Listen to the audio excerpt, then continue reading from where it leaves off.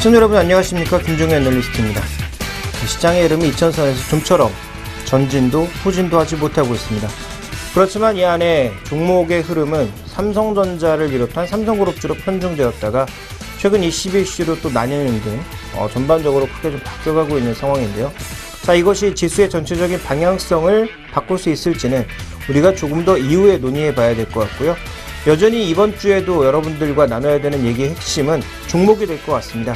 그 종목 이슈에 있어서 지난주 IT에 이어서 이번 주에도 IT 그리고 일부 음식료주에 대해서 또 시장의 전체적인 유동성에 대해서 잠시 후에 얘기해 보겠습니다.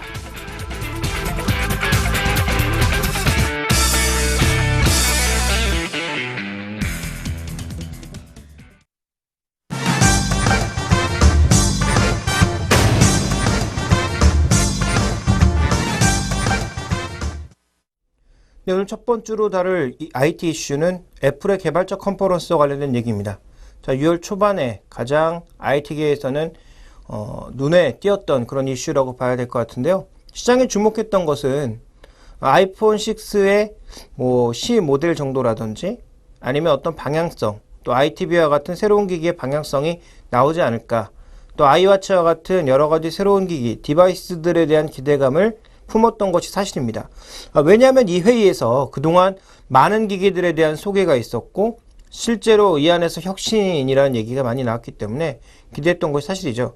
그런데 우리가 이 회의에 붙어 있는 명칭부터 다시 짚고 넘어갈 필요가 있습니다. 애플의 개발자 회의, 말 그대로 앱 개발자들 회의거든요. 그래서 어떻게 보면 애플의 여러 가지 서비스들을 제공하는 사람들의 개발 키트를 제공하기 위한 그런 회의였다라는 측면에서 그동안은 이 부분이 강조되기보단 오히려 기기 쪽으로 너무 관심이 몰렸는데 이번 회의부터는 다시 앱 개발자들을 중심으로 해서 여러 가지 이 흐름들이 바뀌어 가고 있다. 그러니까 디바이스가 주인공이 아니라 새로운 애플의 서비스를 위한 앱 개발자들에게 여러 가지를 제공하는 그런 형태의 회의로 진행되었다라는 점이 가장 특징적으로 좀 볼 수 있을 것 같고요. 자, 그런 가운데서 우리가 몇 가지 살펴볼 만한 이슈들이 있습니다. 어떻게 보면 좀 단편적일 수도 있겠습니다만 큰 그림으로 보면 조금 전에 언급드린 것처럼 애플이 새롭게 고객에게 제공하고자 하는 서비스를 개발자들을 중심으로 제공을 했고요. 이것은 앞으로 아이폰, 아이패드뿐만 아니라 아이카, 그리고 ITV, 아이워치 등 애플의 전반적인 디바이스 확산을 위한 서비스의 경쟁력 강화를 위한 가장 기본적인 회의였다라는 점에 우리가 의미 또 시사점을 둘 수 있을 것 같은데요. 먼저 몇 가지 개념을 살펴보도록 하죠. 자, 이번 개발자 회의에서 앱의 쉐어링 얘기가 나왔습니다. 자, 쉐어링한다. 어떻게 분배한다는 얘기일까요? 내가 가지고 있는 앱을 가족들과 같이 공유할 수 있다는 점에 주목해 볼 필요가 있을 것 같습니다. 어찌 보면 이러한 개념이 앱 개발자들에게는 악재가 될 수 있는 거죠. 내가 혼자 사야 되는 앱을 가족과 같이 쓸 수 있다면 한 개로 사서 6개로 쪼개는 것과 마찬가지 아니겠습니까? 예전에는 가족들이 예를 들어서 모두 쓴다면 말 그대로 6개를 사야 되는 것이었는데 이제 한 명만 사면 6명이 다 쓸 수 있으니까 어찌 보면 이게 굉장히 악재일 것도 같은데요. 근데 생각을 해보면 앱의 확산이라는 측면에서, 즉 사용하지 않았던 사람들을 사용하게 만들고 한번 사용해보면 그 사람이 다시 또 다른 앱을 사용하게 만드는 그런 확장성도 생각해 볼 수 있기 때문에 애플 같은 경우에도 지금은 앱 하나를 더 팔아서 돈 1불, 1센트를 더 버는 것에 집중하기보단 서비스의 확산, 앱 콘텐츠의 확산 쪽에 좀 더 무게를 두고 있는 것이 아닌가, 이런 생각이 들게 만드는 이슈였고요. 그 다음 그림을 살펴보시면 이번 개발자 회의에서 또 하나 나왔던 것은 위젯이라는 거죠. 자, 그동안 안드로이드를 사용하시는 분들은 위젯이 뭔지 다 알 겁니다. 실제로 앱을 그동안은 앱을 이제 백그라운드에서 돌아가게 만드는 여러 가지 그 서비스 요소들이 안드로이드엔 있지만 이것을 구현하는 데 있어서 안드로이드 같은 경우는 화면 안에 굉장히 다양한 위젯들이 마련되어 있죠. 시계, 날씨, 그다음에 앱과 관련된 위젯들이 굉장히 많습니다. 내가 예를 들어서 주식 관련 앱을 가지고 있으면 그와 관련된 위젯도 따로 분리가 되어 있고요. 또 위치 정보 서비스라든지 카메라 앱이라든지 여러 가지 다양한 형태의 위젯들이 마련되어 있어서 실제로 이 프로그램 앱을 열지 않고도 바로바로 연결할 수 있는 그런 형태의 위젯들을 갖추고 있었는데 그동안 애플은 굉장히 한정적이었죠. 이 위젯에서 알 수 있었던, 특히 상단바에서 알 수 있었던 위젯이 날씨, 그다음에 증권 정보 일부 정도, 그 다음에 뭐가 있었죠? 한 3가지 정도였던 걸로 제가 기억을 하는데 굉장히 한정적이었습니다. 그런데 이번에 그 위젯의 숫자를 점점 늘려나가고 있다는 거죠. 그러니까 상단바에서 확인할 수 있는 여러 가지 요소들이 새롭게 제기되고 있다. 어떻게 보면 안드로이드를 선호하시는 분들은 애플이 점점 안드로이드로 쫓아오고 있다. 이렇게도 표현해 볼 수 있습니다. 근데 좀 더 정확하게 표현해 보면 말이죠. 안드로이드도 애플의 좋은 점을 서로 닮아가고 있고 반대로 애플 쪽도 안드로이드의 좋은 점을 서로 계속 융합해 나가고 있는 그런 단계가 아닌가 저는 이렇게 이해하고 있습니다. 그래서 뭐 서로 베낀다라는 표현도 어찌 보면 틀린 것은 아니지만 좀 더 우리가 순화시켜서 좋은 관점으로 보자면 양쪽이 서로 경쟁하는 가운데 좋은 점들을 서로 받아들이기 시작했다 정도로 생각해 보시면 될 것 같고요. 향후에도 이런 위젯은 점점 늘어나지 않을까 생각이 되고 있습니다. 자, 그 다음 개념으로 좀 살펴보셔야 될 것은요. 바로 이 게임과 관련된 부분이라고 보여지는데 전반적으로 지금 게임과 관련돼서도 굉장히 좀 많은 얘기들이 오가고 있습니다만 이런 앱 시장의 재편, 아까 말씀드렸던 앱의 공유 이런 것들을 통해서 향후 앱 시장에서의 경쟁력을 점점 더 높여나가겠다라는 관점으로 이번에 또 얘기가 되었었고요. 그 다음 그림을 살펴보시면 또 하나 나오고 있는 것이 그 이번에 메탈이라고 하는 새로운 게임 개발 키트를 제공했다라는 거죠. 이게 일종의 3D 가속 엔진이라고 봐야 될 것 같은데요. 이미 3D 가속 엔진이 있습니다. 그럼에도 불구하고 애플이 새로운 3D 가속 엔진을 내놓은 것은 게임이라든지 여러 가지 애플만 이용할 수 있는 그 앱들을 개발하는 데 있어서 또 하나의 개발 키트를 제공한 거죠. 어찌 보면 구속이 될 수도 있겠습니다만 역으로 뒤집어 보면 애플만의 특화된 서비스, 예를 들어서 3D 게임이 돌아가는데 안드로이드 기기에 비해서 사양은 낮습니다만 이 가속 엔진을 통해서 애플 쪽에서는 좀 더 원활하게 3D 이 모션이 돌아가는 그런 형태의 게임을 만들어낼 수가 있는 거죠.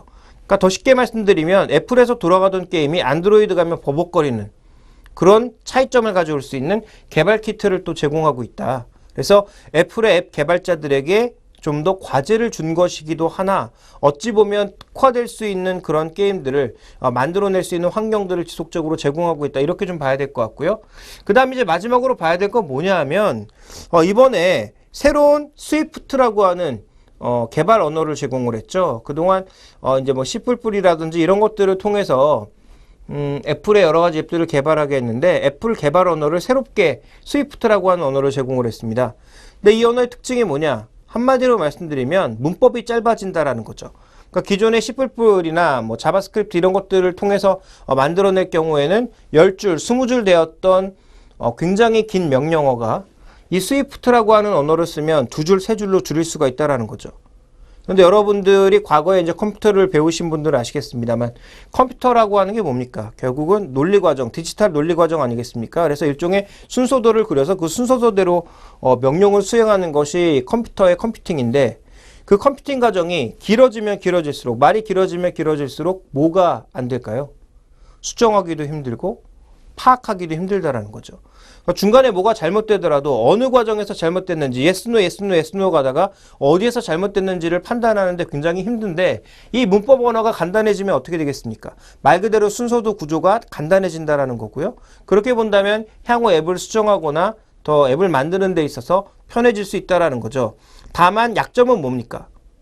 이 스위프트라고 하는 언어를 새롭게 배워야 되죠. 그래서 애플의 앱 개발자들에게는 과제를 주어준 것입니다. 아까 말씀드렸던 메탈이라고 하는 3D 가속 엔진과 관련된 과제, 그리고 스위프트라고 하는 새로운 언어에 대한 과제를 주어진 것이나 이 언어를 한번 배워놓고 나면 그 다음 개발은 더 쉬워질 수 있다라는 거죠. 그러니까 향후 길게 봤을 때 애플 같은 경우에는 이 앱 시장의 안착을 통해서 굉장히 좀 좋은 여러 가지 요소들을 만들어내고 있다라고 봐야 될 것 같습니다. 그래서 다시 한번 말씀드리지만 이번에 애플의 개발자 회의의 핵심은 새로운 기기를 만들어내는 것에 중점을 두는 것이 아니라 향후 여러 가지 OS들의 통합을 통해서 컴퓨터, 자동차, 패드, 스마트폰 여러 군데서 쓸 수 있는 앱을 통합할 수 있는 서비스의 그 개발 키트를 이번에 제공하는 것을 목표로 했단 말이죠. 그렇다면 이 다음부터는 여러 가지 것들을 모두 통합해서 한 가지 기기에서 동일한 앱이 모두 실시될 수 있도록 만들어주는 뭐 그런 형태의 진화된 형태가 나오지 않을까라고 보여지고 있고 또 이제 신제품이 나오게 되면 그 신제품을 적용하는 데 있어서 굉장히 사람들이 쉽게 적용할 수 있는 그런 흐름들이 되겠죠. 그래서 애플에 한번 익숙해진 사람은 다른 제품들을 사용하기가 어렵도록, 또 애플의 어떤 한 제품만 사용하게 되면, 예를 들어 과거에 우리가 아이리버 같은 것들과 경쟁했던 아이팟 같은 것들만 사용할 줄 알아도 다른 애플 기기도 쉽게 사용할 수 있는 그런 형태를 만들기 위해서 굉장히 많은 노력들을 하고 있는 것이 이번 개발자회의의 핵심이라고 볼 수 있을 것 같고요. 그렇다면 이것에 대해서 시장은 어떻게 반응했는지 살펴보도록 하죠. 다음 준비된 그림을 보시면 이 주가가 나오는데요. 물론 이제 애플이 7분의 1로 주가를 뭐라고 해야 될까요? 이제 액면 분할을 했죠. 그래서 100달러까지 이제 낮아졌는데 그 전에 반응을 보시면 실제로 애플의 실적 발표와 이 개발자 회의가 있었을 때 주가가 약간 흔들렸습니다. 그렇지만 그 후에 다시 신고가로 가고 있거든요. 왜냐하면 애플에 있어서도 향후 뭐 배당 정책이라든지 주주우선 정책들, 주주의 가치를 보존할 수 있는 여러 가지 정책들이 나온다라는 것, 그리고 아이폰 6에 대한 기대감이 반영되면서 주가가 오른 부분도 있었습니다만, 이런 개발자 위에서 나타나는 여러 가지 실망감들, 즉 우리가 주목해 볼 만한 디바이스가 없었다, 혁신이 없었다라는 실망감보다는 이제 향후 확대될 서비스에 시장이 좀 더 주목하고 있는 것이 아닌가, 저는 이렇게 판단하고 있고요. 애플이 액면 분할을 통해서 이제 100달러를 넘어가게 되면 과거 고점이었던 700달러 수준을 지금 육박하고 있는 건데, 만약에 여기서 더 나아가서 101달러, 102달러 넘어가게 되면 말이죠. 전고점이었던 705달러를 돌파하는 것입니다. 그렇게 본다면 애플의 신고가가 의미하고 있는 것, 결국은 두 가지라고 보여지는데요. 신제품에 대한 기대감, ITV, 아이폰 6, 아이워치 이런 것들에 대한 기대감과 함께 새로운 서비스에 대한 기대감이 복합적으로 증가하고 있다. 좀 이렇게 봐야 될 것 같습니다. 그래서 이 주가 흐름과 관련된 여러 가지 내용들을 살펴보니까요. 실제로 애플에 투자하고 있는 대형 투자자들, 특히 애플의 옵션에 투자하고 있는 사람들이 현재 애플은 신고점을 10월 이전에는 확실하게 돌파할 거다라는 믿음을 가지고 관련된 콜옵션을 대거로 사고 있고, 이것을 또 롤오버하고 있다고 합니다. 롤오버라고 하는 게 뭡니까? 기존에 갖고 있는 포지션을 그대로 이월한다라는 거죠. 그러니까 애플에 대해서는 추가적인 이 상승에 대한 확신을 거의 가져가고 있다라고 봐야 될 것 같고요. 그리고 새 하드웨어, 소프트웨어, 그리고 서비스에 대한 기대감이 그만큼 확대되고 있는 것으로 생각해 볼 수 있을 것 같고요. 이번에 뭐 말씀은 안 드렸습니다만 이번 개발자 컨퍼런스에서 또 하나 나왔던 것은 애플도 스마트홈을 본격적으로 시작하겠다라고 하는 거죠. 그러니까 애플의 기기 하나로 전체를 조율할 수 있는, 예를 들어서 애플의 스마트폰 하나로 전체 집안의 가전기기들을 조율할 수 있는 그런 복합적인 리모컨을 만들겠다라는 것도 또 발표가 된 상황이고요. 그러다 보니까 우리에게 가지는 시사점은 뭡니까? 가장 중요한 시사점은 삼성도 지금 스마트홈을 하려고 하고 있고요. 구글도 스마트홈을 하려고 하고 있고, MS도 여기에 끼어들려고 하고 있습니다. 거기다가 애플까지 뛰어들고 있는 상황이죠. 그러니까 우리가 흔히 얘기하는 IT의 최강자들, 그러니까 서비스 쪽에 있던 회사였던, 아니면 네트워크 회사였던, 아니면 IT 하드웨어나 서비스를 복합적으로 하고 있던 회사도 상관없이 향후에 가장 중요한 모델을 스마트홈으로 보고 있다는 거죠.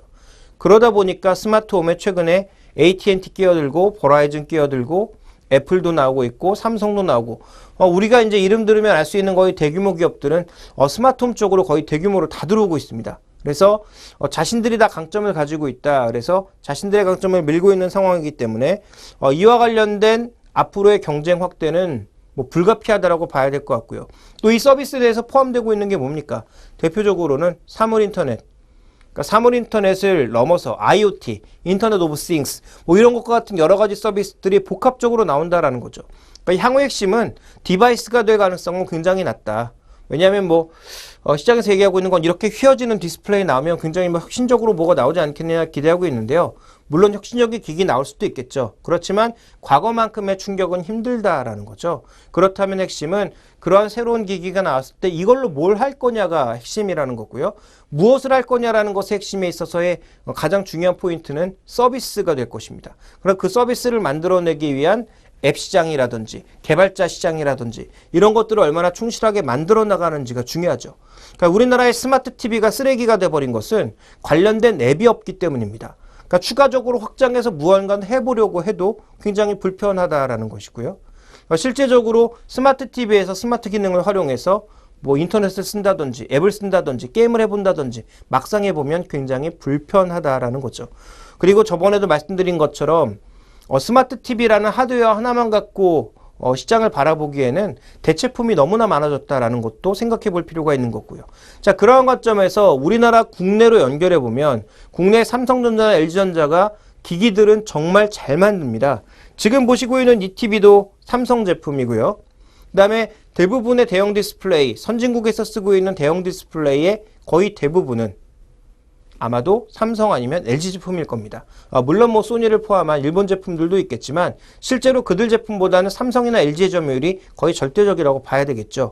문제는 뭐냐면 이 하드웨어 안에 실을 수 있는 소프트웨어나 서비스가 너무나 부족하다라는 것이고요. 삼성도 지금 스마트홈 서비스를 시작한다. 얼마 전에 나왔던 삼성의 타이젠 폰, 타이젠 OS 이런 것들을 밀고 있는 상황입니다만 시장에서 미치는 영향 그리고 시장에서 바라보는 시각 이런 것들이 아직까지 꽤 낮다라는 점을 고려해 봤을 때 투자의 관점에서 보면 국내의 투자 종목은 여전히 삼성전자밖에 없지만 이 삼성전자가 향후 서비스와 소프트웨어를 제대로 채워나가지 못한다면 점점 뒤처질 가능성에 대해서는 우리가 고민해 볼 필요가 있겠다라고 판단하고 있고요. 또 하나 중요한 것은 애플의 UX, 즉 사용자 경험입니다. 그러니까 iOS를 사용해 본 사람은 그 어떤 기기를 가져다 줘도 애플 기기면 바로 활용할 수 있는 그러한 서비스들을 삼성이 앞으로 과연 만들어낼 수 있을지 이 부분에 대해서 우리가 좀 주목을 해봐야 될 것 같습니다. 만약에 삼성이 거기까지 갈 수 있다면 저는 삼성의 주가가 200만 원을 넘어가는 것은 그렇게 어렵지 않고 오히려 더 많은 주가의 상승을 바라볼 수 있지 않을까 판단하고 있고요. 뭐 시가총액 우리 시장에 한계가 있기 때문에 시가총액 기준으로 봤을 때 뭐 애플까지 쫓아가는 것은 뭐 어불성설이라고 보여집니다만 어느 정도의 추가적인 상승은 충분히 가능하지 않을까 이렇게 이해하고 있습니다. 자, 그렇다면 요약해보자면 핵심은 뭐냐면 이번 애플의 개발자 회의에서 강조된 것은 무엇보다 서비스 시장의 강조점이 여러 가지로 나타났다. 그렇다면 국내로 이것을 끌어들였을 때 삼성전자가 향후 4호 서비스 시장에 얼마만큼의 영향력을 발휘할 수 있을지 또 OS 시장에서 얼마만큼 한 발 더 나아갈 수 있을지 또 스마트홈 시장에서는 얼마만큼의 경쟁력을 가져갈 수 있을지 앞으로 계속 주목해 보실 필요가 있습니다.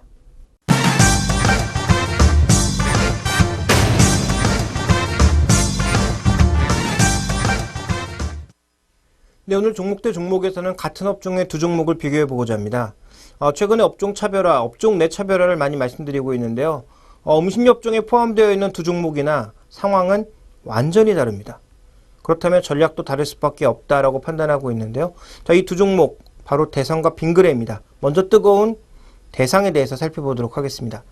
먼저 대상의 주가 강세를 보이고 있는 가장 결정적인 이유, 뭐 최근에 환율 얘기를 많이 하고 있죠. 아무래도 대부분의 원재료를 수입하고 있는 관점에서 원화가 최근처럼 강세를 보이게 되면 당연히 원재료 수입하는 입장에선 긍정적인 요인들이 있죠.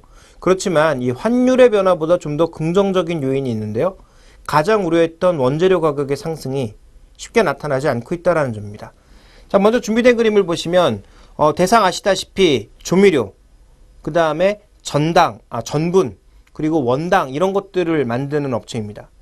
그러니까 설탕에 들어가는 기본적인 재료라든지 아니면 옥수수 가루를 통해서 여러 가지 그 전분당 같은 것들을 만들어 여러 이제 음식업체에 제공을 하는 그런 소재 쪽에 있고요. 그다음에 뭐 김치 사업을 포함해서 가공식품을 만드는 사업부가 있고, 그다음에 우리가 이제 과거 미원이라고 불렀던 대표적인 조미료 사업부가 있습니다. 그러니까 이런 여러 가지 사업부들의 원재료가 어떻게 움직이는지를 잘 살펴볼 필요가 있는 것인데요. 준비된 그림을 보시면 옥수수 가격이 최근에 이제 강세 2012년에 큰 폭의 강세 보였다 조정받은 이후에 최근에 또 급격하게 강세를 보였죠.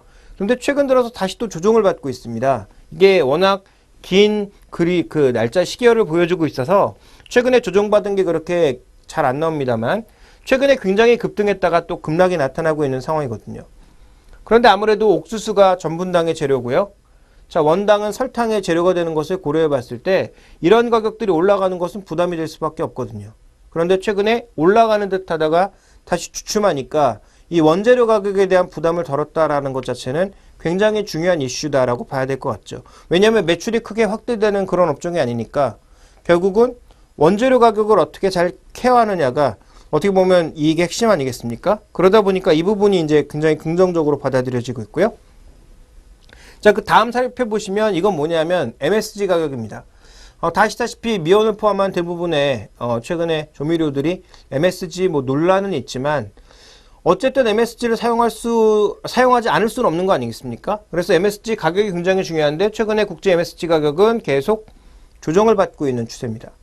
그러다 보니까 실제로 이쪽에서도 원재료 가격은 안정적으로 흘러가고 있다. 이렇게 봐야 될 것 같고요. 그 다음 그림 살펴보시면 이게 매년 월별로 6개월마다 월별로 이 배추 가격의 변화를 나타낸 것인데요. 다른 해를 살펴보면 마지막에 이제 2014년이고 그 앞이 이제 2008년부터 쭉 나타낸 것인데 보시면 다른 해 같은 경우에는 변동이 굉장히 크죠. 그리고 기본적으로 배추 가격이 포기당 3,000원대에서 2,500원대를 기록했습니다. 근데 보시면 올해 같은 경우에는 변동 거의 없이 2,000원대에서 안정적으로 움직이고 있다는 거죠. 그럼 지금 그리고 조금씩 낮아지고 있습니다. 가격도. 그러니까 이제 대상이 김치 사업까지 진출을 했는데 이 배추 가격이 안정이 되면서 전반적인 야채 가격이 안정이 되면서 가공식품 쪽에서도 원가의 부담을 상대적으로 덜 받을 수 있는 그런 상황에 놓여 있다. 이렇게 좀 봐야 될 것 같고요. 그 다음 그림 살펴보시면 실제로 대상이 만들어내고 있는 소재, 전분이나 설탕 가격은 그렇게 많이 낮아지지 않았다라는 거죠. 그렇다면 원재료 가격은 최근에 올라가는 했다가 다시 급격하게 조정을 받았고 자기들이 팔고 있는 제품 가격은 안정적으로 유지가 되고 있기 때문에 제품 가격은 이런데 원재료 가격 떨어지고 있다. 당연히 마진 스프레드가 넓어질 수밖에 없는 거죠. 그러다 보니 최근에 1분기 실적이 예상보다 굉장히 좋았고요. 2분기까지도 실적이 좋아진다라는 그런 얘기가 많이 나오고 있습니다. 그러면 실적은 좋아지고 있는데 이 종목의 밸류에이션이 다른 음식료 업종, 비교 대상 종목과 어떻게 흘러가고 있는지를 살펴보도록 하죠. 자, 다음 준비된 그림을 보시면 가공식품 측면에서는 CJ제일제당의 이익률에는 미치지 못하고 있습니다. 그렇지만 최근에 분명히 2012년 3분기 이후로는 개선되는 모습을 나타내고 있고요. 자, 그리고 소재 부분 쪽에서는 최근에 삼양제넥스의 실적이 굉장히 좋아지고 있는데요. 자, 이런 관점을 놓고 봤을 때 대상도 충분히 좋아지고 있다. 아까 말씀드렸던 마진 스프레드가 좋아지면서 좋아지고 있다라고 봐야 되겠죠. 결국은 경쟁 업체와 비교해봐도 이익률 측면에서 그렇게 큰 손색이 없다. 그리고 추가적으로 더 개선된다라는 쪽으로 바라보고 있는 상황입니다. 그럼 밸류에이션 어떠냐? 다음 그림 살펴보시면 밸류에이션 측면에서 봤을 때는 CJ제일제당에 비해서는 굉장히 싸고요. 오뚜기, 동원FMB, 롯데푸드에 비해서는 비슷한 수준입니다. 그러면 지금 CJ제일제당과 가공식품 이익률은 약간의 격차가 있지만 비슷해져 가고 있는 국면이고 그 다음에 삼양제넥스 같은 이런 전분당 쪽 흐름은 전반적으로 좀 살펴보게 되면 거의 압도하거나 쫓아가고 있거든요. 그러면 현재 밸류에이션 15배에서 16배 사이에서 움직이고 있는 현재 밸류에이션이 과연 어떤 것이냐. 여기다 우리가 물음표를 찍을 수밖에 없는 거죠. 그러면 상대적으로 조금 싸지 않느냐라는 시각을 적용할 수밖에 없는 거고요. 그런 관점에서 봤을 때 경쟁사들과 비교했을 때 분명히 밸류에이션적인 매력은 있다라고 봐야 될 것 같습니다. 최근에 시가총액 순위도 200억원 내로 빠르게 좀 진입하고 있는 그런 상황인데요. 그 과정에서 향후 이번 6월 달은 아니겠지만 또 코스피 100의 변동이라든지 MSCI의 변동에 만약에 또 끼어드는 모습을 보이게 될 경우에 그 경우에는 또 추가적인 그 수급 개선 요인 이런 것들도 존재할 수 있는데 아직까지 그 가능성은 좀 우리가 길게 봐야 될 것 같고요. 어쨌든 현재 구간에서는 경쟁사들과 비교해 봤을 때 그렇게 비싸지 않은 주가라는 점 살펴볼 필요가 있겠습니다. 자, 그러면 결국 이 종목이 이런 여러 가지 긍정적인 재료를 통해서 최근에 밸류에이션이 어떻게 변해가고 있는지를 살펴보도록 하겠습니다. 자, 다음 준비된 그림을 보시면 밸류에이션, 과거에 보이지 않던 새로운 밸류에이션 영역으로 가고 있다. 자, 이것은 물론 고평가 논란을 낳게 하는 가장 중요한 변수이기도 하나 역으로 뒤집으면 이 종목의 체질 개선을 통해서 또 시장의 시각 변화를 통해서 아예 새로운 영역으로 가고 있다라는 평가도 동시에 내려볼 수가 있는 거죠. 그러면 이 고점이 어디서 끝날지는 아무도 모른다라는 것입니다. 그러면 단기적으로 봤을 때 추가적인 상승 이어질 수 있다라고 봅니다. 다만 중요한 건 뭐냐? 제가 이 논의의 시작에 앞서서 가장 먼저 말씀드렸던 게 환율을 제외했을 때 가장 실적을 좋게 만든 게 원재료 가격의 안정이라고 말씀드렸죠. 그런데 올해 원재료 가격의 가장 불안정성을 예시하고 있는 게 여름쯤에 나타나는 슈퍼 엘니뇨입니다. 만약에 이게 정말 현실화된다면 농작물 가격은 급등할 가능성이 있고요. 그렇다면 그렇지 않아도 달러가 제한된 박스권 내에 묶여 있는 상황에서 만약에 이제 곡물 가격이 급등하는 그런 모습을 보이게 될 경우에는 상대적으로 타격을 받을 수밖에 없다라는 거죠. 그렇다면 대상에 대한 투자 전략은 지금 당장은 나쁘지 않아서 뭐 조정시 매수 관점 나쁘지 않아 보입니다만 중장기적으로는 원재료 가격이 급등할 경우에는 환율의 보호를 받을 수 없다. 그렇다면 상대적으로 원재료 가격 급등에 따른 또 제품 가격을 바로 끌어올릴 수 있느냐? 없다라는 거죠. 그렇다면 분기 실적이 마진 스프레드 압박에 따라서 바로 또 안 좋아질 수 있다는 점을 주목해 보셔야 될 것 같습니다. 그렇다면 올 여름을 지나는 그 기간 동안 농산물 가격의 움직임을 살펴보면서 이 종목에 대한 투자 전략을 짜는 것이 핵심이라고 저는 보고 있고요. 그런 관점에서 하반기에 원재료 가격 급등이 나타난다면 그때는 적극적인 비중 축소를 통해서 이익을 실현하거나 손실을 관리해 나가는 전략이 필요하다고 보고 있습니다. 그래서 지금 당장은 좋아 보이나 하반기에 나타날 변화를 조금 살펴볼 필요가 있겠다. 이렇게 정리해 보도록 하겠고요. 자, 다음은 아까도 언급드렸던 대로 동일한 업종 내 빙그레를 살펴보도록 하겠습니다. 이 종목은 지금 신저가가 계속 발생하고 있는데요. 그 이유가 무엇인지 살펴보도록 하죠. 자, 가장 먼저 살펴볼 이 빙그레의 첫 번째 그림은 뭐냐면 이 그림이 지금 뭐냐, 이 유가공식품에 대한 중국의 수출 증가율입니다. 그래서 2013년 초반만 하더라도 뭐 500% 이렇게 나타났죠. 이게 어떻게 나타날 수 있었을까요? 없다가 바로 증가하니까 연율 기준으로 봤을 때 뭐 급증을 한 거죠. 그런데 이게 쭉 가다가 이제 마이너스로 빠지고 있습니다. 물론 작년에 워낙 좋았기 때문에 당연히 이쪽이 둔화될 수밖에 없는 건 우리가 현실적으로 받아들여야 되겠지만 여기에 대한 기대감이 너무 높았던 거죠. 원래 그러니까 시장의 기대감은 제가 그림으로 그려보면 여기 500%였다가 이쪽으로 와도 최소한 20-30% 정도는 유지가 되면서 이 위치에서 움직이고 있어야 했는데 지금 마이너스로 내려가 버린 거죠. 그러니까 중국에 대한 기대감을 이만큼 높여놨다가 이게 현실화되지 않으면서 현재 주가는 조정을 받고 있다. 자, 그럼 어떤 과정으로 조정을 받았는지를 이 그림을 잘 기억하시면서 다음 그림으로 좀 넘어가 보도록 하겠습니다. 자, 보시면 밸류에이션 개념으로 봤을 때 PR도 그렇고요. PBR도 2013년 초기에 가장 높았다라는 거죠. PBR도 2.5배, PR도 2013년 초반에 거의 뭐 한 25배, 6배 정도는 되겠네요. 그러니까 중국에 대해서 너무 과도한 기대를 걸었기 때문에 그래서 그때 나왔던 이슈가 뭐였냐면 뭐 빙그레 유가공식품 중에 가장 유명한 게 뭡니까? 바나나 우유죠. 그 특이하게 생긴 병 모양의 바나나 우유. 뭐 제 나이 또래 분들은 어렸을 때 많이 드셨을 것 같고요. 지금도 꽤 많이 팔리는 걸로 제가 알고 있는데 이게 중국의 뭐 상해 지역을 포함한 일부 대도시에서 굉장히 잘 팔린다. 뭐 편의점 같은 데서 굉장히 잘 팔린다. 또 하나의 한류다. 뭐 이런 얘기가 나오면서 이 종목의 밸류에이션을 이렇게 끌어올려놨던 거였거든요. 근데 실제로 시간이 지나니까 경쟁업체들이 치고 들어오면서 쭉 밀려났다라는 거죠. 그리고 최근에 유가공업체의 전반적인 주가 동향도 별로 좋지 않은 상황이고요. 그러다 보니 결국은 이 종목의 밸류에이션을 정상화시킬 수밖에 없었다. 그 과정에서 신고가 났던 종목이 신저가로 떨어질 수밖에 없었다. 우리가 좀 이렇게 요약해 볼 수 있을 것 같습니다.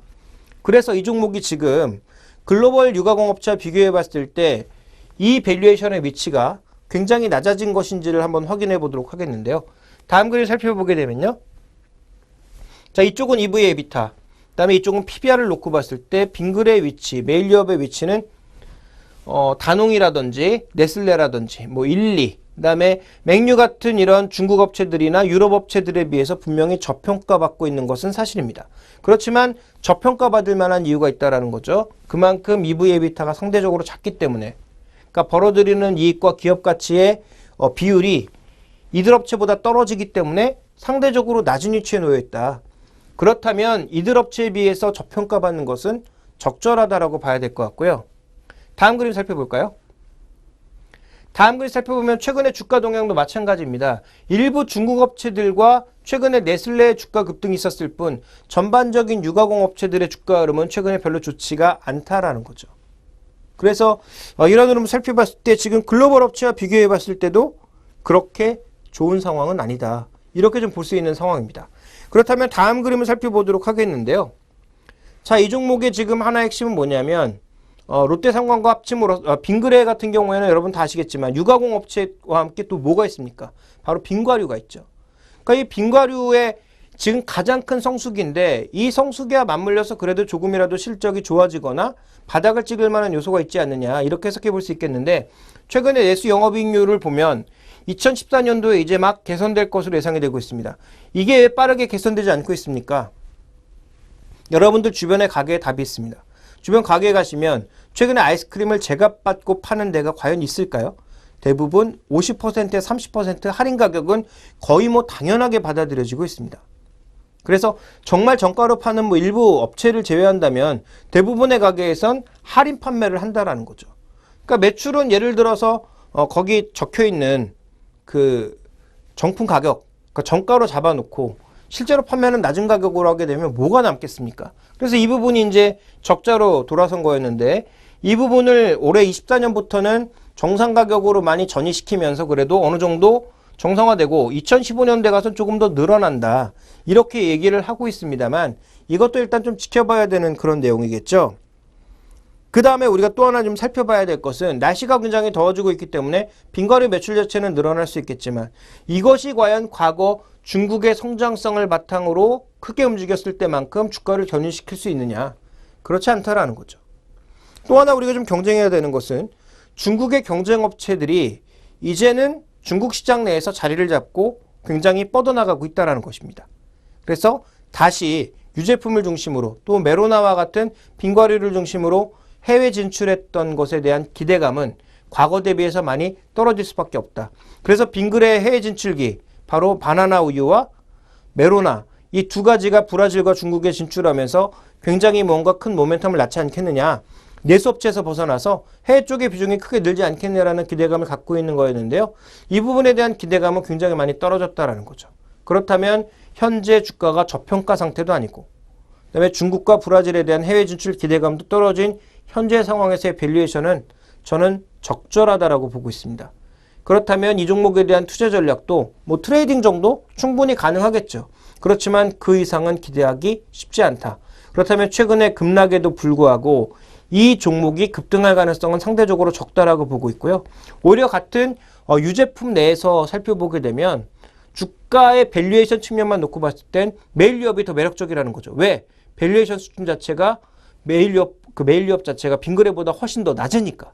그러니까 이 두 종목 모두 지금 안 좋은 상황이지만 만약에 수급 개선이 온다면 오히려 메일유업 쪽이 더 빠르게 반등할 가능성이 있다라는 점을 염두에 두면서 오늘 음식료 두 종목 설명드렸는데 한 종목 신고가 한 종목 신저가지만 투자 전략은 비슷하다라고 봐야 될 것 같습니다. 두 종목 모두 거의 트레이딩에 가까운 전략을 좀 들일 수밖에 없는 상황이고요. 음식료 쪽에서는 상대적으로 메리트가 나타나고 있는 뭐 CJ 제일지당이라든지 이런 쪽에 좀 더 메리트를 두시는 게 좋지 않을까라고 보고 있습니다.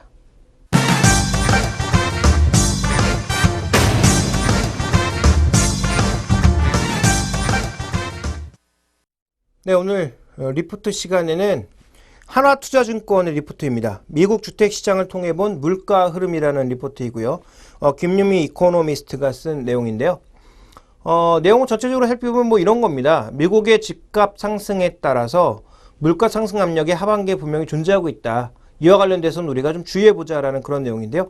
저는 리포트 내용에 전반적으로 동의하고요. 그 다음에 주택가격 이외에 물가 상승 요인이 있는지를 살펴보도록 하겠습니다. 자, 먼저 리포트 내용을 쭉 정리해보면요. 미국의 경제 상황부터 한번 정리를 해볼까요?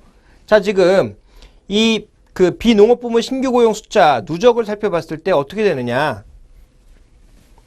2008년도에 위기가 터지기 이전을 기준으로 해서 지금 악화되었던 것이 대부분 개선되었다. 이렇게 볼 수 있는 상황입니다. 물론 실업률 기준에서 또 여러 가지 실업의 내부적인 지표들을 봤을 때 완전히 회복되었다?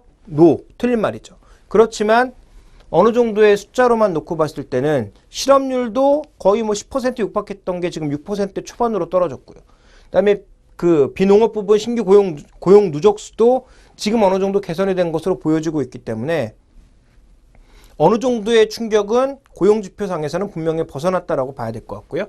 자, 그 다음 그림 살펴보게 되면 GDP 성장률과 지금 소비자 물가를 비교해 봤을 때 소비자 물가가 지금 GDP 성장률을 약간 앞서고 있는 국면입니다. 그러다 보니까 지금 2010년부터 11년까지는 굉장히 이 물가와 성장률이 왔다 갔다 했던 구간이거든요. 그래서 우리가 가장 생각하고 있는 그림은 성장하고 있는 가운데 CPI가 뒤를 쫓아가는, 즉 성장률을 넘어서지 않는 정도의 물가 상승과 성장이 동반해서 가야 되는데 아직까지 그런 흐름을 보여주지 못하고 있어서 약간의 혼조 국면이 나타나고 있는 미국 경제 상황을 또 설명하고 있다고 봐야 될 것 같고요. 그 다음 그림 살펴보게 되면 자, 노동비용이나 CPI 또 고용률을 살펴봤을 때 아직까지 고용률의 전반적인 회복은 제한적인 가운데 단위 노동비용은 올라가서 기존에 이제 직업을 갖고 있는 사람들에 대한 비용이라든지 이런 것들은 또 어느 정도 올라간 상황이고 또 CPI가 최근에 또 상승하고 있는 구간이기 때문에 미국 경제 전반적인 흐름을 뜯어보게 되면 고용지표 개선에 따른 긍정적인 효과 분명히 있다. 그런데 상대적으로 최근에 성장 대비 물가가 빨라진다든지 아니면 노동시장의 이제 내부적인 요인들을 하나하나 좀 짚고 보게 되면 분명히 부족한 부분도 있다. 그렇다면 어떤 결론이 좀 가능할까요? 미국의 전체적인 경제 상황은 굉장히 혼조 국면에 놓여 있다. 좀 이런 식의 해석이 좀 가능하지 않을까라고 보여지고 있고요. 그 다음 그림 살펴보시면 지금 부동산의 가치와 소득, 부채 이런 것들을 나타낸 건데 부채는 많이 줄어들었습니다. 그런데 이 실질 가처분 소득은 여전히 크게 늘지 않고 있는 상황이고요. 부동산 시장 가치는 굉장히 많이 늘었습니다. 그래서 2004년, 6년에 최고치만큼은 아니지만 많이 회복되면서 주택가격도 올라온 상황이다. 그래서 주택시장은 회복되고 있으나 최근에 상승 탄력이 둔화되고 있고 전체적으로 가계의 실질 가처분 소득은 아직까지 획기적으로 늘진 않고 있고 그래서 복합적으로 미국 경제를 살펴봤을 때 좋아진 부분도 있지만 부족한 부분도 있는 굉장히 혼조 국면에 놓여 있다. 다만 바닥은 찍은 것은 확실하다. 이렇게 좀 우리가 결론 지어볼 수 있을 것 같습니다. 자, 이러한 과정에서 과연 우리가 집값을 중심으로만 경제를 봐야 되느냐, 좀 더 중요한 요인은 없느냐 이 부분을 살펴봐야 될 것 같은데요. 자, 이제 이 그림을 보시면 우리가 가장 주목해 봐야 되는 특징은 미국 물가가 향후 어떻게 될 거냐가 이 리포트의 핵심이기 때문에 물가를 구성하고 있는 지표들을 살펴봐야 되는데 미국 같은 경우에는 주거비가 40%로 가장 많은 물가 비중을 차지하고 있고 그 다음에 음식료, 그 다음에 교통, 나머지 의료, 여가, 교육통신, 뭐 기타 이런 부분입니다. 그러면 가장 큰 게 교통, 주거, 음식료 이 세 가지라고 봐야 되겠네요. 그렇다면 여기에서는 주거 쪽에 초점을 맞추고 있는데 자, 돈 많은 사람들 집을 몇 채씩 소유하고 있죠. 뭐 물론 집을 약간 뭐 임대 개념으로 소유하고 있는 그런 부자들도 있겠습니다만 대부분의 부자들은 다 소유의 개념으로 가지고 있겠죠.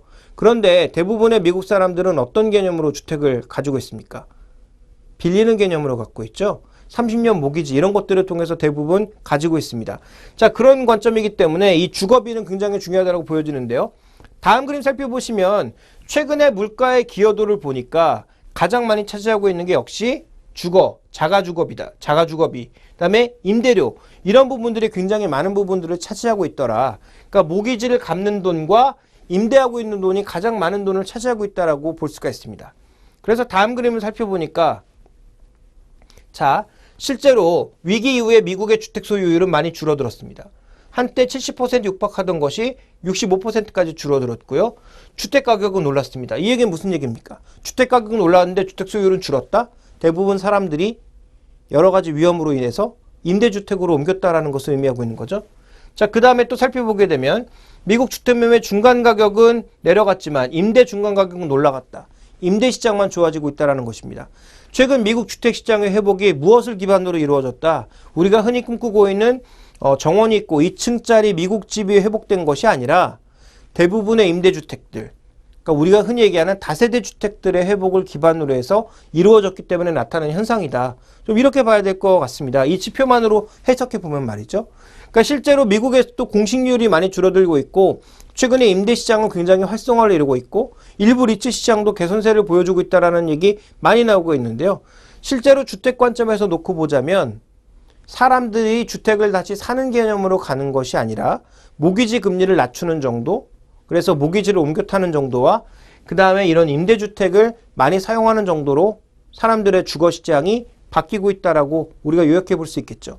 그러면 여기서 중요한 건 뭡니까? 결국 임대료가 올라가게 되면 전반적으로 주거비가 차지하는 미국 물가 비중이 높기 때문에 미국 물가의 상승 압력이 존재한다라는 그런 의미로도 해석해 볼 수 있는 거죠. 바로 이제 이것이 이 리포트에서 제시하고 있는 여러 가지 위험성인데요. 다음 그림 살펴보도록 하죠. 자, 지금 코어 CPI의 흐름은 안정적인 흐름을 나타내고 있으나 CPI, 즉 물가 부근에서 임대료 올라가고 있고요. 자가주거비 올라가고 있습니다. 다음 그림 살펴볼까요? 다음 그림 살펴보게 되면 최근에 미국의 전반적인 달러 가격은 계속 제한적인 상황을 보여주고 있습니다. 그 가운데에서 미국 주택 가격은 빠지고 있고, 그 다음에 아까 말씀드렸던 대로 여러 가지 비용들, 주택을 내가 가지고 있는데 드는 비용들, 임대료라든지 이런 비용들은 계속 올라가고 있단 말이죠. 자, 그렇다면 이 리포트에서 의미하고 있는 것은 이것이 결국은 미국 전체 물가에서 40%를 차지하고 있는 주거비가 향후 계속 올라갈 위험이 높기 때문에 향후 또 금리가 올라가게 되거나 물가가 올라가게 되면 그에 대한 보전을 받기 위해서 향후 임대료 같은 것들이 더 올라갈 수 있기 때문에 하반기에 미국의 물가 상승 압력이 의외로 존재할 수 있다는 것을 의미하고 있는 거죠. 물론 100% 아니고요.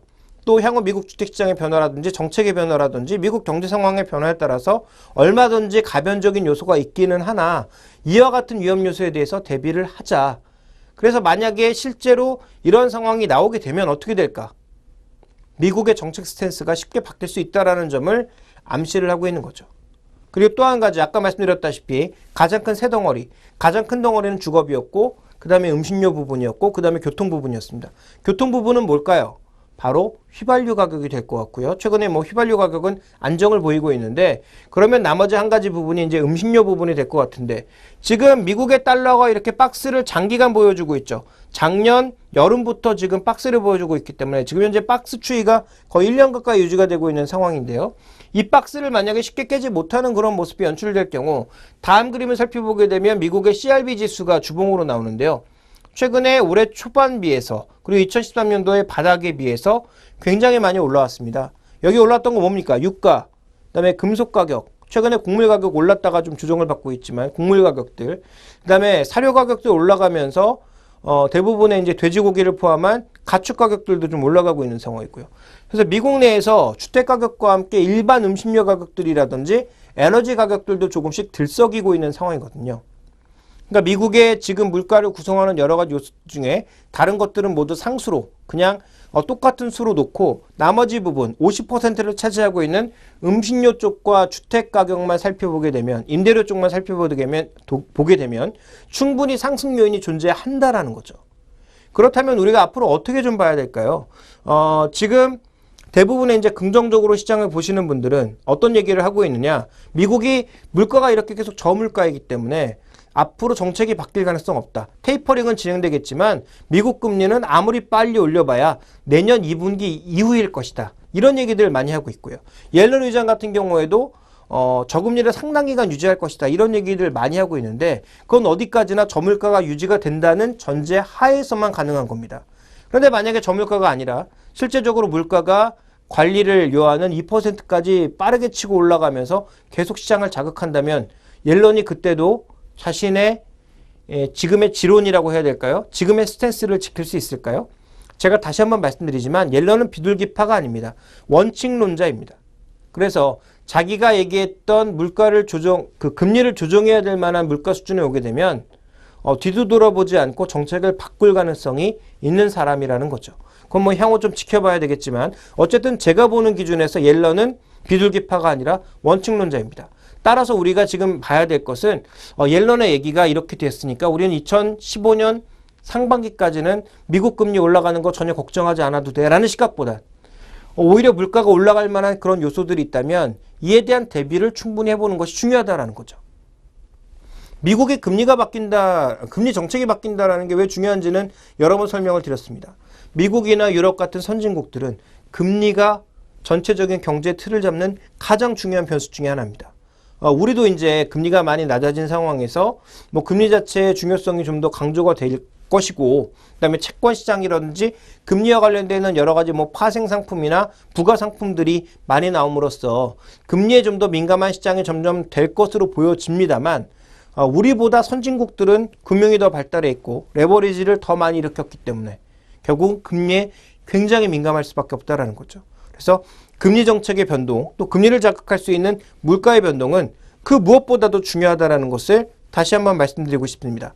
그런 관점에서 이 리포트에 제시하고 있는 주거비에 대한 부담감이 하반기에 가셔야 될지 여부, 두 번째로는 제가 조금 전에 말씀드린 식료품 가격을 중심으로 하는 나머지 CRB 지수의 반등을 통한 물가의 자극 여부, 결국 달러가 큰 폭으로 강세로 가지 않는다면 현재 구간에서 이런 물가의 상승에 따른 부담감이 분명히 수입 물가 쪽에서 또 내수 물가 쪽에서 나타날 수 있다는 점을 여러분들이 주목을 해보셔야 될 것 같고요. 이것이 현실화된다면 또 다른 시간을 통해서 또 다음 시간을 통해서 계속 점검해 보면서 여러분들께 미리 언급해 드리도록 하겠습니다.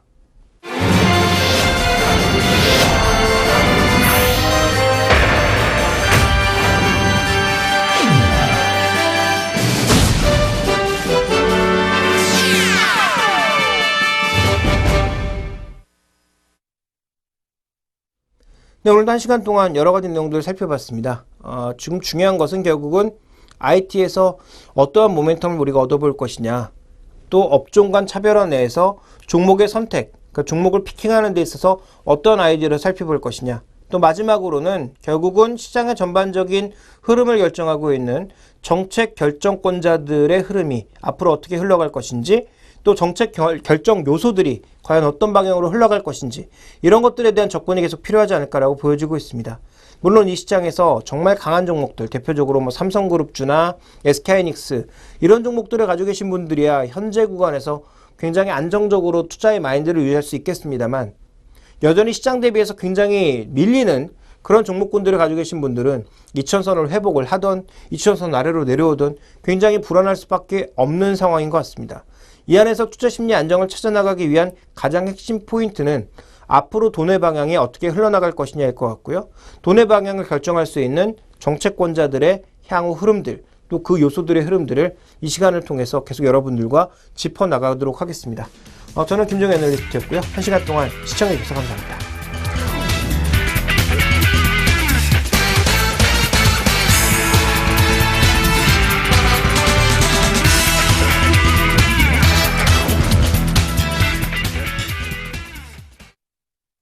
Quick, quick.